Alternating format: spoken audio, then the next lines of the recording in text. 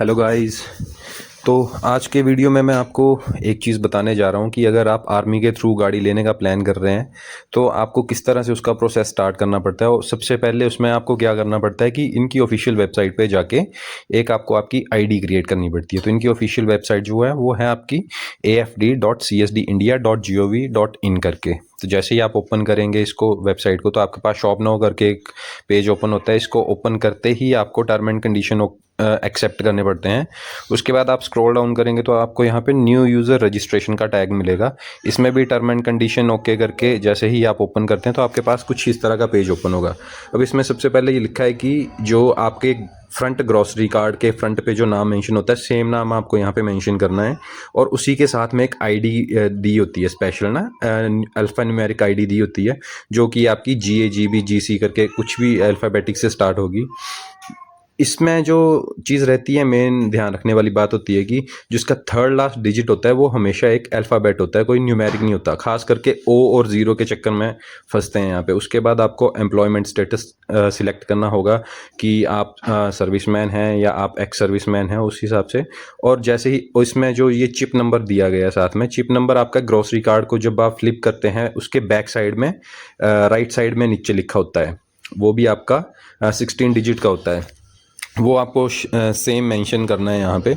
और उसके साथ ही फिर नेक्स्ट स्टेप पे आप जाएंगे तो उसमें आपको अपनी प्रोफाइल ऑर्गेनाइजेशन सिलेक्ट करनी है, आप आर्मी से हैं या नेवी से हैं उस हिसाब से। एंड उसके बाद फिर आपको डेट ऑफ बर्थ अपनी मेंशन करनी है। और सबसे इम्पॉर्टेंट आपकी डेट ऑफ एनरोलमेंट या कमीशनिंग, डेट ऑफ एनरोलमेंट बड़े ध्यान से डालनी होगी।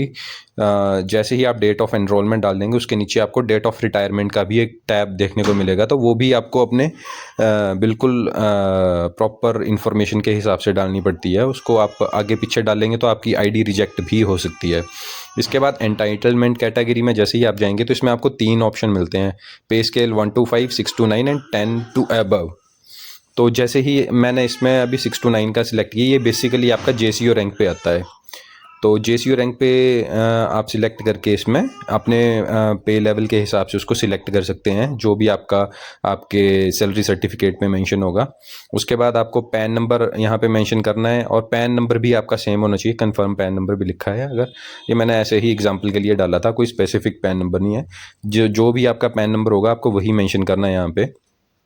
पैन नंबर मेंशन करने के बाद फिर आप देखेंगे नीचे तो एक यूज़र नेम का टैग दिया है। अब यूज़र नेम आप कुछ भी रख सकते हैं लेकिन कुछ इस तरह का रखना कि जो इजीली किसी को पता भी ना चले और आपको इजीली याद भी रहे। इसके साथ ही फिर आपको अपनी ईमेल डालनी पड़ेगी, ईमेल आईडी जो वर्किंग कंडीशन में हो। जैसे ही आप ईमेल डालेंगे तो उसमें फिर सेंड OTP का ऑप्शन आता है, आपको OTP सेंड करके उसको वेरीफाई करवाना पड़ता है। जैसे ये देख सकते हैं मैंने किया तो यहाँ पे OTP सेंड हो गया। तो ये 5 मिनट का टाइमर रहता है। OTP आपको यहाँ पे फिर एंटर करना है। OTP एंटर करने के बाद फिर आप अपने एंड से एक पासवर्ड सेट कर सकते हैं। वो भी आपको थोड़ा सा मतलब इस वे में नहीं रखना है कि कोई भी इजीली उसको जज कर सके।